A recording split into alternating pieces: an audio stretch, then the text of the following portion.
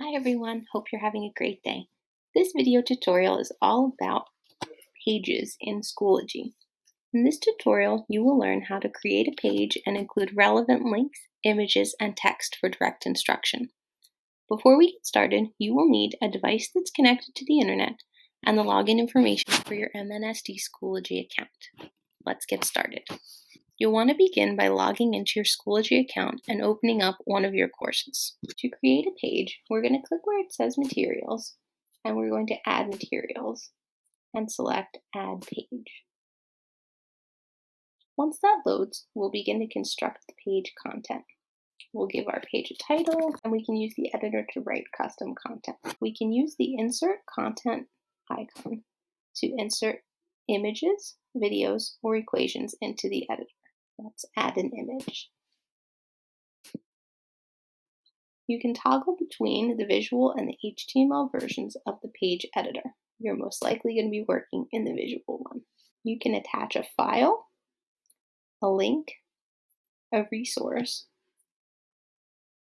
or an audio-video recording by choosing one of the options at the bottom here. Let's go ahead and add a link. This attaches the link at the bottom of your page. What's also neat about pages is that you can align learning objectives to them if you'd like with standards or custom learning objectives. You can also click individually assign to assign the page to one or more of your students. Once you're finished creating your page, click Create to complete. By default, students must click into a page to view its contents. However, you can choose to display a page in line so that its contents are expanded and visible from the Materials page or from the folder level without having to click on the page. To display the content directly within the folder, click on the ABC option in your advanced features while you're creating your page. When you disable this feature, the clue tip reads Display on the new page.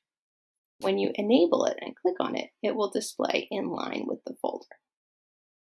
Since we've selected Display in Line, let's save changes and see what that looks like. Now on your materials page, your students see the content of the page on the list without opening the page. They can, of course, click on the link to view the page in its own space. That concludes our tutorial on pages, where we've learned how to create a page and include relevant links, images, and text for direct instruction. Thanks so much.